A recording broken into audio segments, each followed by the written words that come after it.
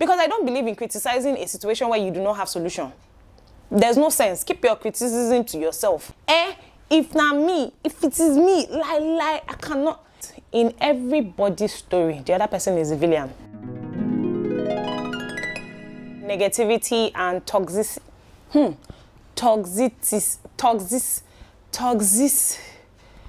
Jesus. Toxicity.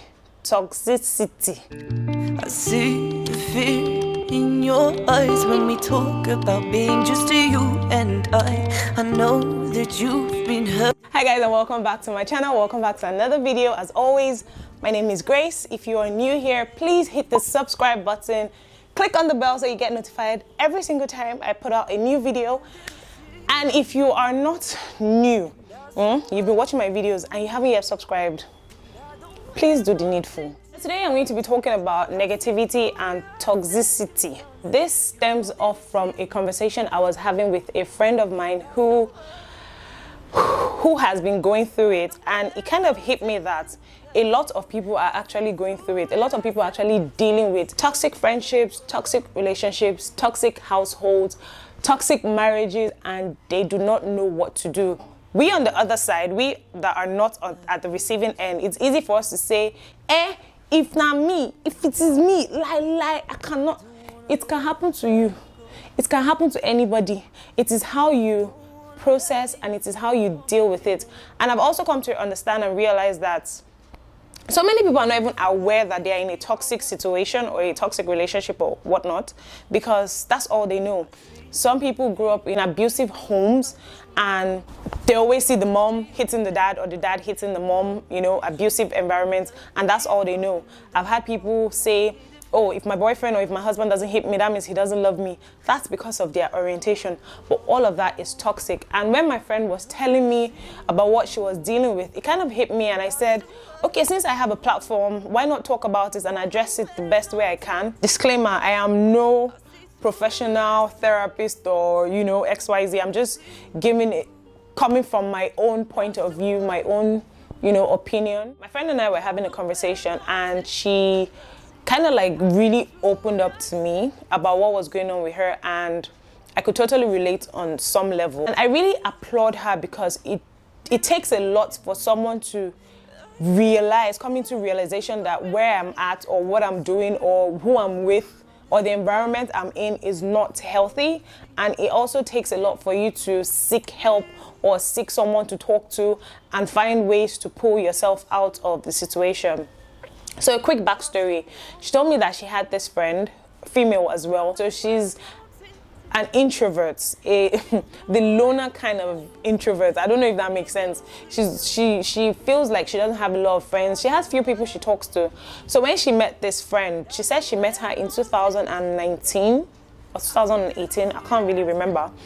She said she felt really happy that, oh, finally I've made one friend, and she literally latched onto this girl. So they hit it off, they became friends, they used to do things together. But she now said that she noticed a trend that her friend was very abusive, verbally and emotionally.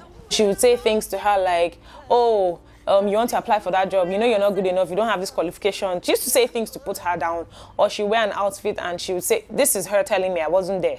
Or she would say she would wear an outfit, maybe they want to go somewhere, and the good friend would be like, is this the best you can do? Or, or maybe she would make her hair and she'd be like, oh, this your weave is cheap or something like that. I know me and you will be like, what kind of rubbish is that one? I beg, pack well. But the truth is, like I said, different perspectives. She was longing, that emptiness of not having a friend probably was longing for that relationship. So she used to stomach it. And I think what finally broke the camel's back was when she said that her friend went behind her and told her boyfriend something about her, which led to the breakup. First things first, the boyfriend is an idiot. He's a total shithead. For you to believe something that a friend said for you to break up with your girlfriend. Now, people might say, oh, because he knows that they're friends and they share secrets, it's easy to believe her. But that's your girlfriend. That's your girlfriend of over 4 years. That's someone you should have built trust with. That is someone you should have sat down and said, see what this babe said, though. What's going on? In short, I don't even know. But she said that that's when she knew that this girl was out for blood. She doesn't know what she did to her. She doesn't know what led to that. And she said something that now finally broke me. She said that she knew that she was in a toxic friendship, an abusive friendship, but she didn't know how to cut loose. So her desire for having a friend, her desire to have someone she can relate with and, you know, vibe with outweighed the damage that the friendship was doing to her. And that's powerful. When she said it, I was like, first of all, thank God you have come into the realization that you're even in a toxic space. Thank God that you have accepted it and you're ready to leave. I just want to share ways that you can try and pull yourself out of a toxic situation, family, relationship, household, environment, even workspace, whatever it is. And like I said, I am no professional. I would say that the first thing you should do is, or you should know is, know the red flags. I mean, friendship, relationship, workplace, there are always red flags. Maybe the person you're with, be it a friend, be it a relationship, unprovoked jealousy, any small thing, body go the pepper person, like always trying to put you down just to feel better. Controlling behavior. When they have controlling behavior, they always want to suppress you. They want to tell you what to do. They want to tell you that they're the boss. I'm not cut out for that though. So once you notice that, you too, jackpa. I know, easier said than done, but you need to protect yourself first. Emotional manipulation. Hey God. There are people that are vampires. Like, they will manipulate you emotionally. They will do your head in. They will mess you up, break your self-esteem. Lack of support, dishonesty. Okay, you're telling me my dress isn't nice, we're going out. You know I can't afford it, or this is my style, or I don't know any better. Why not say, oh, can I offer you a dress? Or we go to do our hair, or you pinpoint me to hairstyles. And if you know I cannot afford it, and you cannot afford it for me, Pim, keep short. Because I don't believe in criticizing a situation where you do not have solution. There's no sense. Keep your criticism to yourself. And there's how I'm feeling as I'm making this video, and I didn't think I was going to feel this way, but it really irks me to know that people are just... Another thing I want you to do if you know you're dealing with any of this is track your feelings. It's crazy because people that are in such situations, it's hard for them to keep track of how frequent this bad behavior that they're experiencing from the other person is, and they're so fixated on the few happy moments. These are the bad days and these are the good days, like weigh them, you know? If you're able to track your feelings, you now start understanding that I have more bad days than good days, then please, after all said and done, you need to prioritize your safety. People have died because they're in crazy, toxic, and negative relationships. People have lost their minds. People have been broken to the point of no return. Why? Because of who? You need to prioritize your own safety.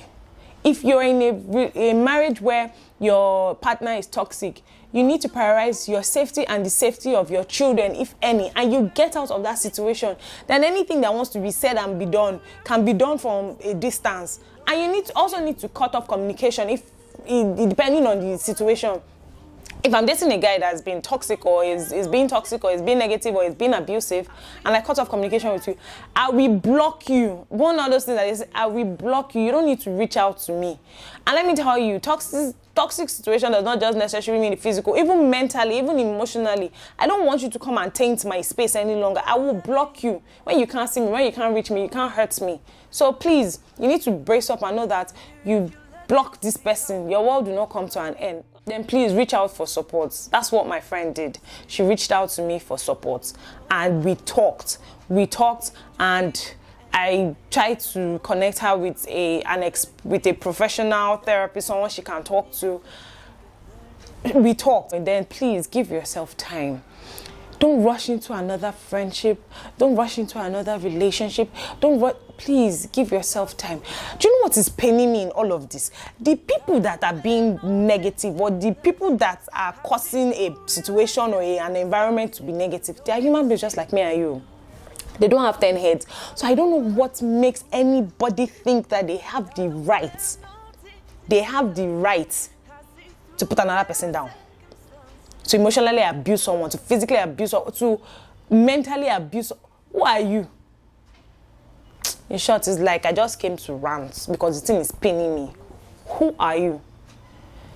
Anyway, with these few points of mine, I hope I've been able to help somebody out there. Be aware of yourself. Track your feelings. Cut off communication. Look for good support. Give yourself time. Prioritize your happiness and your safety. Really riled up, as you guys can see. So I'm sorry that this is not one of my chilled, feel-good kind of content, but it needed to be said. So please, if you know you're going through any of this, I know it's hard though, but prioritize yourself first. Put yourself first, because that person is putting themselves first, and that's why they're behaving the way they are. I don't want to hear stories of the person is going through this, the person is damaged, the person... your job is not to fix another person. We are professionals for that. Broken people break people. Damaged people damage people. So please do not subject yourself to any of that. Thank you for coming to my TED Talk. I will see you in my next video.